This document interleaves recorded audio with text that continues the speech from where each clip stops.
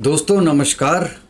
और कल world cup का जो सबसे बड़ा त्यौहार था T20 वर्ल्ड कप, उसका समापन हो गया और अल्टीमेटली वो कप इंडिया ने जीत लिया। और अभी तक उसकी खुशी कम नहीं हो रही है, वो खुमार कम नहीं हो रहा है।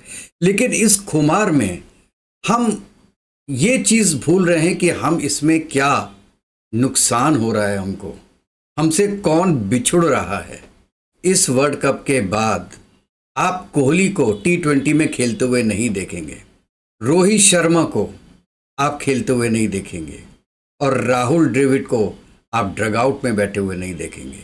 और किन किन देशों के एम्बेसडर्स ने इंडियन टीम को बधाई दी, इसके बारे में हम बात करेंगे। लेकिन उससे पहले आपसे रिक्वेस्ट है कि प्लीज़ मेरे चैनल को सब्सक्राइब कीजिएगा, लाइक कीजिएगा और बेल आइकन दबा दीजिएगा।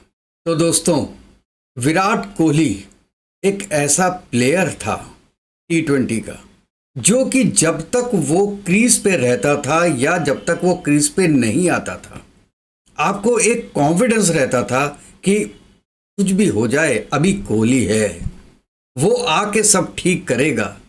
वो चाहे हर बार ठीक ना कर पाए, लेकिन उसने ये भावना पूरे हिंदुस्तान के मन में की थी कि कोहली है तो मुमकिन है। जब तक वो क्रीज में रहेगा, इंडिया को हराना नामुमकिन होगा। अब वो शख्स T20 के वर्ल्ड कप में या T20 इंटरनेशनल्स में खेलते हुए दिखाई नहीं देगा। दोस्तों, कभी ना कभी तो आदमी को रिटायर होना ही पड़ता है, वो चाहे क्रिकेट हो, चाहे लाइफ हो, चाहे वो जॉब हो। लेकिन कोई आदमी एक ऐसा काम करके जाए, एक ऐसा लेजेंड बन जाए कि उसको साल प्रेजेंट नहीं, फ्यूचर में भी 100 साल तक लोग याद रखें। कोहली वो काम करके जा रहे हैं। उनकी मौजूदगी एक एहसास देती थी कि हाँ, हमको क्रिकेट देखना है। और दूसरे रोहित शर्मा जब बैटिंग करने आते थे तो हमेशा मन में धुक धुक लगता था कि अब क्या होगा, वो आउट होंगे या रन बनाएंगे। और जब जब उन्होंने रन बनाए, वो उतनी गति से बनाए कि आगे वाली टीम के बॉलर्स को टिकने नहीं दिया उन्होंने। इतना सेल्फलेस क्रिकेटर बहुत कम देखने को मिलते हैं। कभी उन्होंने अपने लिए नहीं खेला। आप ये देखिए, जो इंग्लैंड के अगेंस्ट उनकी पारी थी वो भी, और उसके पहले ऑस्ट्रेलिया के अगेंस्ट में जो उनकी पारी थी 92 रन्स की, वो इतना सेल्फलेस होके खेले हैं। 92 पे भी बड़े शॉट्स लगाने गए, 57 पे भी बड़े शॉट लगाने गए। एक बार भी उनके गेम से ये नहीं लगा कि 92 के बाद ये 100 के चक्कर में पड़ गया। इसे कहते हैं टीम प्लेयर। और इसीलिए उनको इंडिया का बहुत अच्छा उम्दा कैप्टन माना जाएगा, जिन्होंने कि हमको वर्ल्ड कप दिलवाया। और उनका जो विनिंग परसेंटेज है दैट इज़ अराउंड 80%। 80% मैचेस में जिसमें उन्होंने कैप्टनसी की है, इंडिया जीता है। ये परसेंटेज बहुत बड़ा होता है। दोस्तों, इन दोनों प्लेयर्स की कमी तो हमको ज़रूर खलेगी।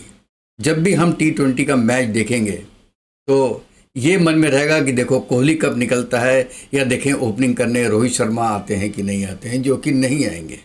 लेकिन this is a passing the baton.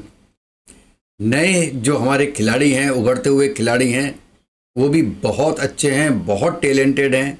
और बहुत जल्द जो हमारे नए खिलाड़ी हैं वो इन पुराने खिलाड़ियों की जगह ले लेंगे। और इन दोनों खिलाड़ियों का जो प्रोत्साहन है नई टीम के साथ, जो गाइडेंस है नई टीम के साथ, वो हमेशा रहेगी, ऐसा मेरा पूरा विश्वास है।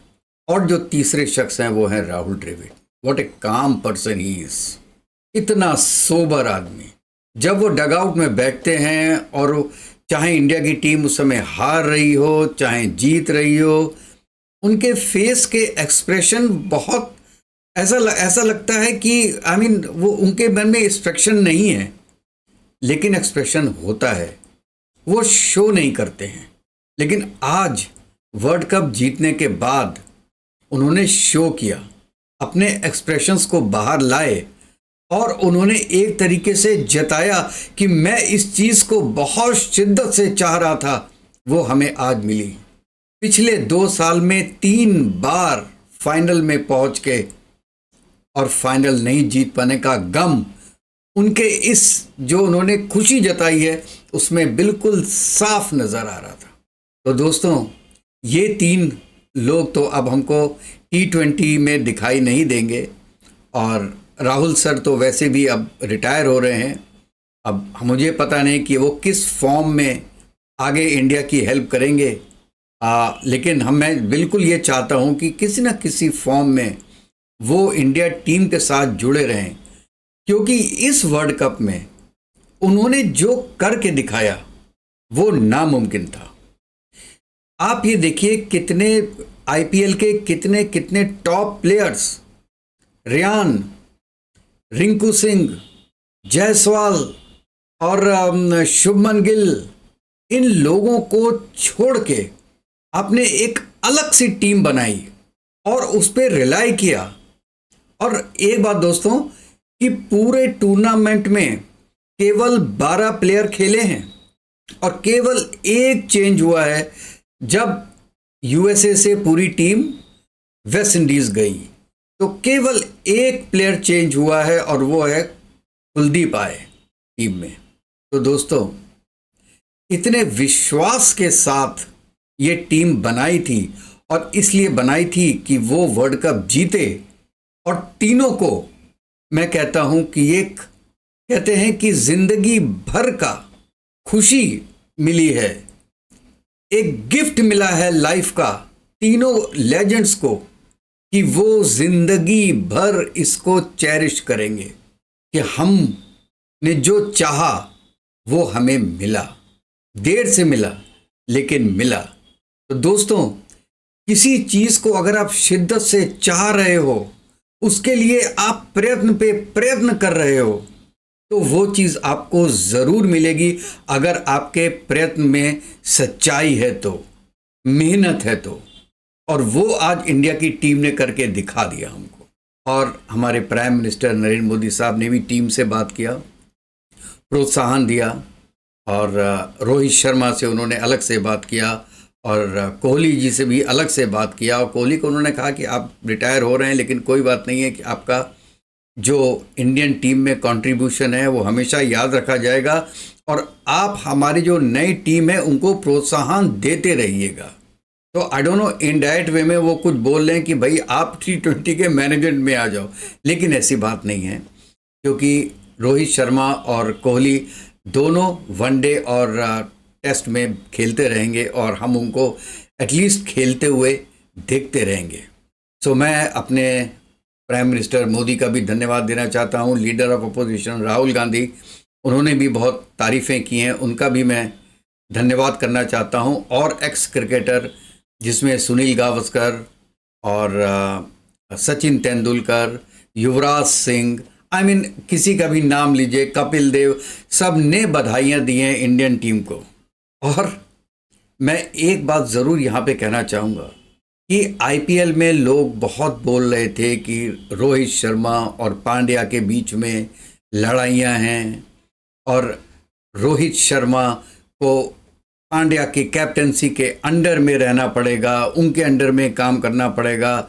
लेकिन पांड्या और रोहित शर्मा, क्या आपको एक सेकंड भी लगा जब एक अलग अलग टीमों, 7-8 टीमों से अलग होके और एक टीम बन के जब खेले हैं इंडियन प्लेयर्स, कहीं पर भी नहीं लगा कि कोई सनराइजर से खेल रहा है, कोई दिल्ली से खेल रहा है, कोई बॉम्बे से खेल रहा है, कोई कहीं से खेल रहा है ना, एकजुट होके टीम आई।